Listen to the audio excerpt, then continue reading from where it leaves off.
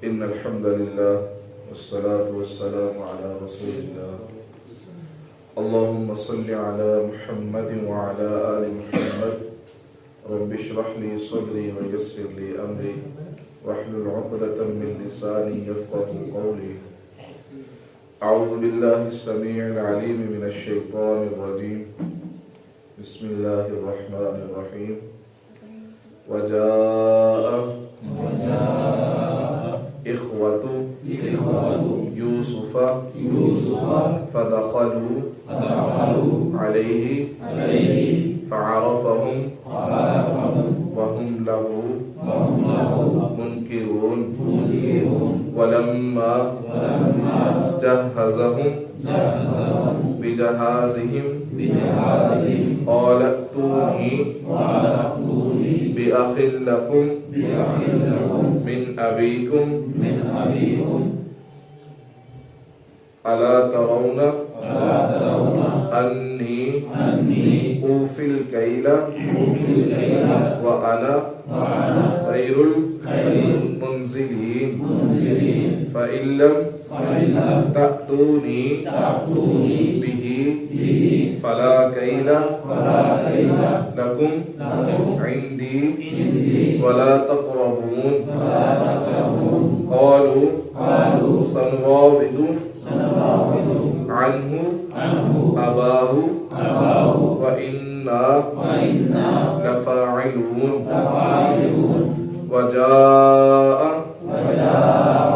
اور آئے اخوتو بھائی یوسف کے فدخلوا پس داخل ہوئے علیہ اس کے سامنے فعرفہم پس پہچان لیا اس نے وہم لہو اور انہوں نے نہیں منکرون پہچانا ولما اور جب جہزہم تیار کر دیا گیا بجہازہم ان کا سامان قال کہا ائتونی میرے پاس لے کر آنا بأخ بھائی لکم تمہارا من ابیکم تمہارے باپ سے الا کیا نہیں ترون تم نے دیکھا انی بے شک میں اوفی الکیل پورا کرتا ہوں غلہ وَأَنَا اور میں خیر بہترین منزلین مہمان نواز ہوں فَإِن پس اگر لم تأتونی نہ تم لائے بھی اس کو فلا پس نہیں ہے کیلا غلہ لکم تمہارے لیے عندی میرے پاس ولا تقربون اور نہ تم میرے قریب آنا قالوا انہوں نے کہا سنراود ہم خواہش کریں گے عنہ اس کے بارے اباہ اس کے باپ سے وَإِنَّا اور ہم لفاعلون کوشش کریں گے کل تک ہم نے یوسف علیہ السلام کی زندگی کے دو حصے پڑھے ہیں ایک تو آپ کے بچپن سے لے کر مصر آنے تک اور پھر عزیز مصر کے گھر تک پہنچنا یہ ایک طویل سفر تھا پھر اس کے بعد عزیز مصر کی اہلیہ کی جانب سے بہت زیادہ پریشانی کا سامنا کرنا اور اس کے مقابلے میں جیل جانا اور پھر جیل سے واپس آنا یہ ایک طویل سبق ہے جس میں اللہ رب العزت نے ہمارے لیے بہت زیادہ سیکھنے کی باتیں رکھی ہیں۔ آج ہم جس سبق کا آغاز کر رہے ہیں، اس سبق میں یوسف علیہ السلام کی زندگی کا ایک نیا پہلو شروع ہو رہا ہے۔ انہوں نے بادشاہ سے خزانے کے امور کی ذمہ داری لی، خوشحالی کے سال گزر گئے، قحط کے سال آ گئے، تو انہوں نے اپنی ذمہ داری کو بخوبی انجام دیا، اور قحط جو تھا وہ مصر سے نکل کر شام اور فلسطین کے علاقوں تک پھیل گیا تھا۔ یوسف علیہ السلام مصر میں موجود تھے، اور جب بھائیوں نے ان کو گھر سے نکالا، کنویں میں پھینکا اور پھر اگلے دن بیچا، 3 دن بعد وہ فلسطین کا علاقہ تھا، کنعان۔ مانا یہ سمجھ میں آتا ہے کہ قحط مصر کے اندر ہی نہیں تھا بلکہ آس پاس کے علاقوں تک پھیل چکا تھا، شام، فلسطین۔ اسی لیے تو بھائی یوسف علیہ السلام کے پاس سامان لینے آئے تھے، غلہ لینے آئے تھے۔ بھائیوں کو علم نہیں تھا کہ ہم جس کے پاس سامان لینے جا رہے ہیں وہ کون ہے، وہ تو ایک حاکم سمجھتے تھے۔ اللہ تعالیٰ نے فرمایا کہ جب یوسف کے سامنے وَجَاءَ إِخْوَةُ يُوسُفَ فَدَخَلُوا عَلَيْهِ، یوسف کے بھائی اس کے سامنے آئے، فَعَرَفَهُمْ، تو یوسف علیہ السلام نے ان کو پہچان لیا۔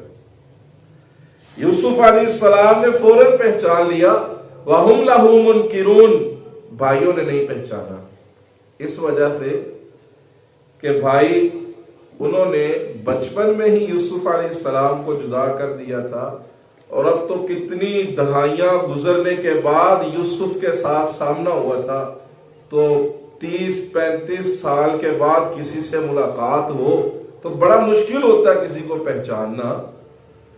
اسی لیے بھائی نہ پہچان سکے، مگر یوسف علیہ السلام فوراً پہچان گئے، یہ میرے بھائی ہیں۔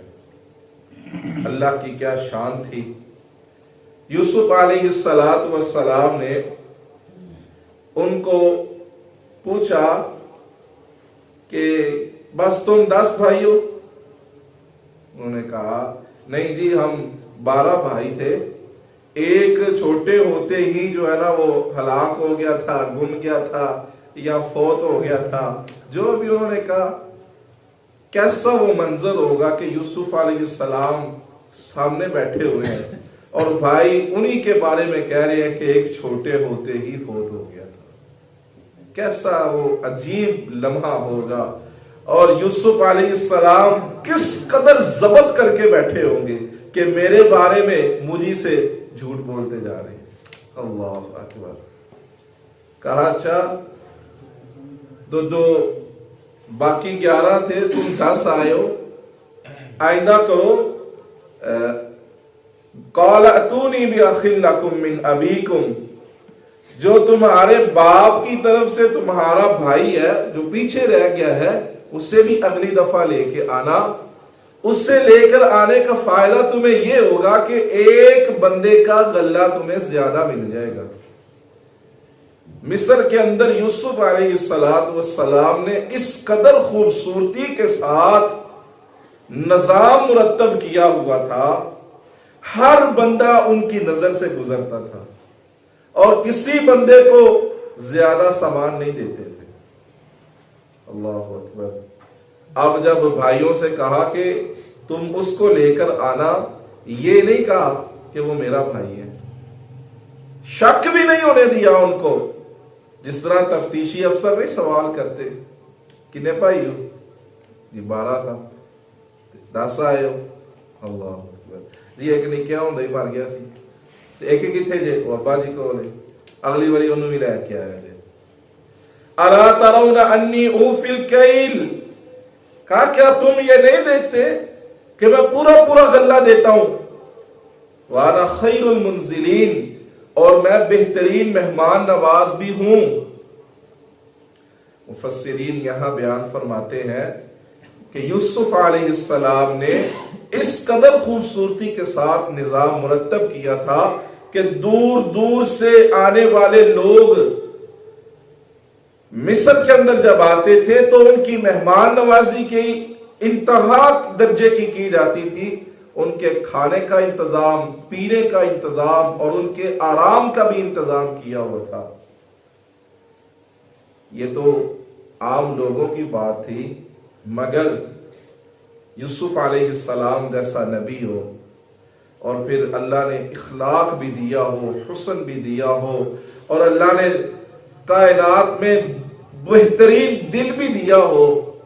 अब भाइयों ने जो भी किया हो, आखिर थे तो वो भाई कैसे छोड़ सकते थे। नबी तो वैसे ही बड़ी शान वाला होता है, नबी की सिफ्त ही मुआफ कर देना है।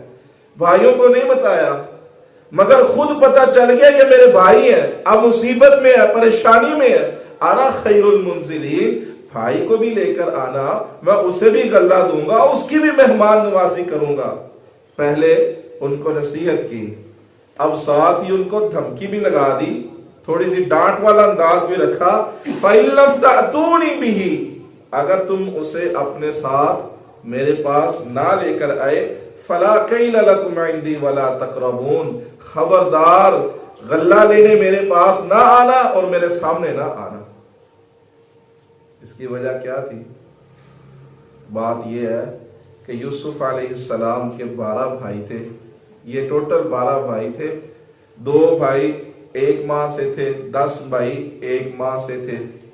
तो 10 भाइयों को जो एक माँ से थे उनको सामने देख लिया, अपनी माँ से अपना दूसरा भाई नहीं देखा।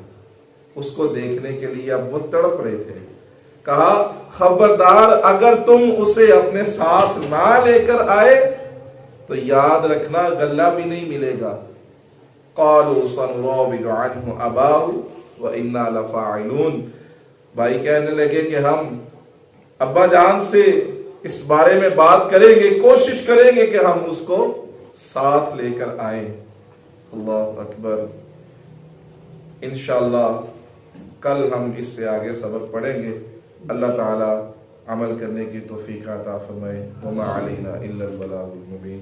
तशरीफ रखें। जज़ाकल्लाहु खैर।